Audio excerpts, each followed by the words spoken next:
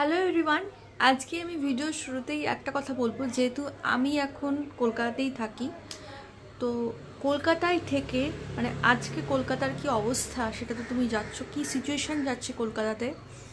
তো আমি যেহেতু একটা পেরেন্টিং চ্যানেল তোমাদেরকে বিভিন্ন রকমের টিপস শেয়ার করি পেরেন্টিং চ্যানেলে, তো আমি তোমাদের কাছে একটা রিকোয়েস্টই করব যে তোমাদের যত ছেলে বা মেয়ে যাই হোক, ছোট ছোট ছানা যারা রয়েছে তাদের প্রত্যেককে কিন্তু গান নাচ শেখাচ্ছ ঠিক আছে, কিন্তু তার সাথে কিন্তু সেলফ ডিফেন্স, যাতে ওরা বিপদে পড়লে নিজেকে সেভ করতে পারে, লড়তে পারে, সেরকম কোনো এক্সট্রা কারিকুলাম অ্যাক্টিভিটিসে কিন্তু তোমরা অবশ্যই জয়েন করাও। না হলে এই নারকীয় সমাজ, এই প্যাথেটিক সমাজ আমাদের কিন্তু কোনোভাবেই সে বিপদের সময় থেকে আমাদেরকেও সেভ করতে পারবে না। সে বিপদ থেকে কিন্তু আমাদের নিজেকেই সেভ করতে হবে। তো সেটা আমরা যেমন চেষ্টা করব, কিন্তু আমাদের এখন মেন টার্গেট তোমরা করে নাও যে তোমাদের বাচ্চাদেরকে কিন্তু আগে তোমরা বড় হওয়ার সাথে সাথে এই সেলফ ডিফেন্সটা কিন্তু অবশ্যই তাদের শেখাতে হবে, যাতে বিপদ থেকে তারা নিজেকে রক্ষা করতে পারে। তো চলো, কলকাতার সকল যারা ভিউয়ার্স রয়েছে তারা তো অবশ্যই জানো, কিন্তু বাংলাদেশের যারা রয়েছে তাদেরকেও আমি রিকোয়েস্ট করব, তোমাদের বাচ্চাদের কিন্তু অবশ্যই সেলফ ডিফেন্সটা অবশ্যই শেখাও। কারণ আজকালকার সমাজে সেলফ ডিফেন্সটা বাচ্চাদের শেখাতেই হবে, এছাড়া তারা বিপদে কিন্তু নিজেদেরকে কিছুতেই বাঁচাতে পারবে না।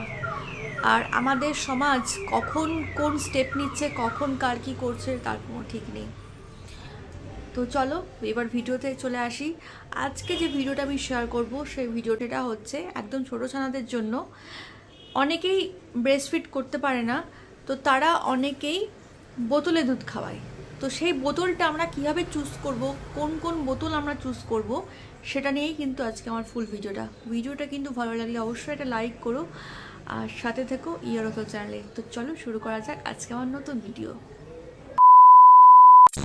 Hello everyone, welcome back to my channel ইয়োরোচল চ্যানেলে। তোমাদের সকলকে অনেক অনেক ওয়েলকাম। আশা করছি তোমরা সবাই ভালো আছো, আমরাও কিন্তু খুব ভালো আছি। চলো চলে এসেছি আজকে একটা নতুন ভিডিও নিয়ে। আজকের ভিডিওর টপিক তোমাদের বলে দিয়েছি, একদম ছোট বাচ্চাদের যে বোতল, দুধের বোতল, সেই বোতলটার ব্যাপারে আমি কিছু টিপস তোমাদেরকে শেয়ার করব। কীভাবে তোমরা সেই বোতলগুলোকে পারচেস করবে, কী দেখে পারচেস করবে। প্রথমত একটু ভালো বোতল কেনাই ভালো, যেহেতু বাচ্চাদের বোতল, একটু ভালো বোতল কেনাই ভালো। কারণ কি হয়, আমরা যখনই একটু লো কোয়ালিটির বোতল কিনবো না, মানে একটু কম দামি বোতল যখনই কিনবো, কি হয়, যখন ওই বোতলের মধ্যে আমরা দুধ ভরবো, ওই বোতলের মধ্যে থেকে যে হাওয়াটা থাকে সেই হাওয়াটা কিন্তু বাচ্চার মুখের মধ্যে দিয়ে বাচ্চার পেটে চলে যায়। এতে কি হয়, তাদের পেটের মধ্যে গ্যাসের সৃষ্টি হয়। দুধ খেলে একটা গ্যাস অনেক বাচ্চার আছে। এছাড়া এই যে বোতলের মধ্যে হাওয়াটা থাকে, সেই হাওয়াটা কিন্তু ওরা যখন সাক করছে তখন কিন্তু মুখের মধ্যে দিয়ে পেটের মধ্যে চলে যায়, আর তাতে কিন্তু প্রচুর গ্যাস হয়। আর যেটাকে আমরা ডাক্তারি ভাষায় যেটাকে বলে কলিক পেন, যে কলিক পেনটা যখন হয় তখন আমরা বুঝতে পারি না কেন হচ্ছে, বাচ্চা কাঁদছে, দুধ খাওয়ার পর বাচ্চা কাঁদছে।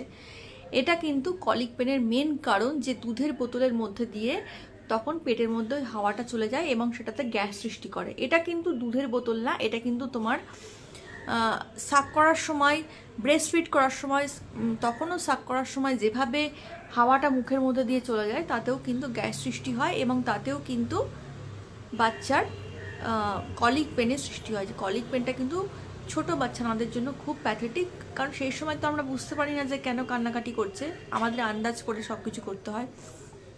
সেকেন্ড হচ্ছে, তোমরা যখন বোতল কিনবে, স্পেশালি আমি একটা ব্র্যান্ড তোমাদের বলবো, যদিও এটা কোনো প্রমোটিং তো নয়, আমি যেটা ইউজ করেছি সেটাই তোমাদেরকে আমি বলবো। তো দেখবে ডক্টর ব্রাউনের যে বোতল রয়েছে, বোতলের মধ্যে কিন্তু একটা বোতলের মধ্যে আরেকটা নল থাকে ছোট্ট, সেই নলটার কারণে কিন্তু ওই হাওয়াটা বাচ্চার পেটের মধ্যে যায় না এবং তাতে কিন্তু কলিক পেনের সম্ভাবনাটা অনেকটা কম। তো সেই কারণে আমি বলবো, যখনই তোমরা বোতল কিনবে একটু সেফলি কিনবে আর ঠিকঠাকভাবে কিনবে।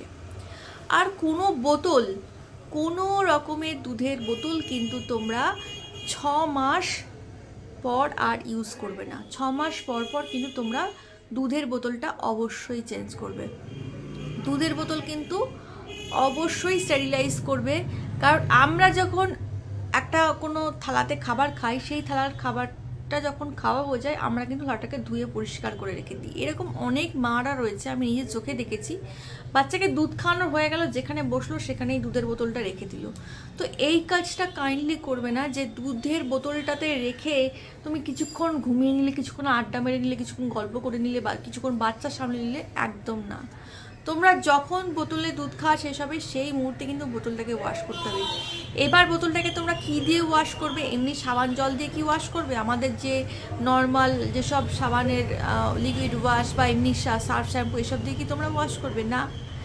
বাচ্চাদের জন্য বোতল স্টেরিলাইজ করার জন্য স্টেরিলাইজার পাওয়া যায়। এছাড়া বাচ্চাদের সমস্ত জিনিস স্টেরিলাইজ করার জন্য কিন্তু লিকুইড বিভিন্ন সোপ পাওয়া যায়, সেটা কিন্তু স্পেসিফিক বাচ্চাদের জন্যই। তো তোমরা কিন্তু সেগুলো পারচেস করে নেবে এবং সেটা দিয়ে কিন্তু বাচ্চার বোতল খুব ভালো করে ক্লিন করবে। ফার্স্টে গরম জল দিয়ে ক্লিন করবে, তারপর ঠান্ডা জল দিয়ে নর্মাল যেরকম।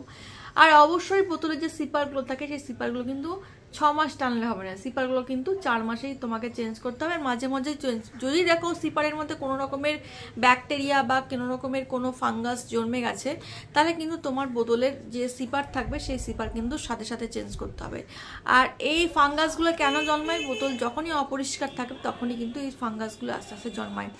তাই আমি তোমাদেরকে সাজেস্ট করবো ডক্টর ব্রাউনের বোতলগুলো কিন্তু একটু এক্সপেন্সিভ, কিন্তু ডক্টর ব্রাউনের বোতল কিন্তু ভীষণ ভালো, বাচ্চাদের কলিক পেন হওয়ার সম্ভাবনাটা অনেকটা কমিয়ে দেয়। তো তোমরা চেষ্টা করবে যে অবশ্যই কোনো ভালো দোকান থেকে ভালো ব্র্যান্ডের বোতল তোমরা কিনবে। আর এই ডক্টর ব্রাউনের বোতল কিন্তু অনলাইন অফলাইন সব জায়গাতে তোমরা পেয়ে যাবে। তো কোনো এরকম চাপ নেই যে তোমাকে বোতল এখন এখানে পাচ্ছ না ওখানে পাচ্ছ না, তো সেটা নিয়ে কোনো চাপ নেই। তো এবার লাস্ট আরেকটা কথা হচ্ছে, বিভিন্ন বয়সে কিন্তু বিভিন্ন বোতল হবে। তোমার ছোট বয়সের জন্য ছোট ছানাদের জন্য ছোট বোতল, তারপরের ছানাদের জন্য আরেকটু বড়, তারপরের ছানাদের জন্য হয়তো যে বোতলের সিপারগুলো হয় সেই সিপারের মুখগুলো কিন্তু আস্তে আস্তে বড় হতে থাকে। যে যত আস্তে আস্তে বয়সে বাড়বে এই সিপারের মুখগুলোও কিন্তু আস্তে আস্তে বড় হয়। কাজেই এরকম করলে হবে না যে আমি একটা বোতল কিনে নিলাম আর সাথে সাথে সেই বোতলের সিপারের মুখগুলো চেঞ্জ করে করেই কিন্তু আমি লাগাতে পারবো, বাচ্চার কাজে লাগাতে পারবো, তো সেটা কিন্তু হবে না। তো সেটা তোমরা একটু খেয়াল রাখবে যে তোমরা বাচ্চাদের কোন বোতল দিচ্ছ এবং কি বোতল দিচ্ছ, বাচ্চার কলিক পেন, এই সমস্ত কিছু কিন্তু তোমাদের ওয়াকিবহাল রাখতে হবে।